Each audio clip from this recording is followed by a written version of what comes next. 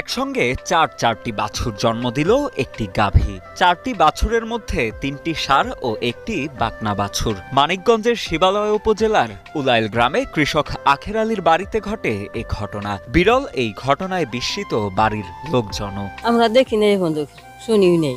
4টে বাচ্চা হইতে 2টা হয় 3টা হইছে হঠাৎ নিজে দেখলাম। মানিকগঞ্জে কখনো এরকম হয় নাই, এই ফার্স্ট আমাদের 4টা বাছুর আমরা দেখতে পাচ্ছি।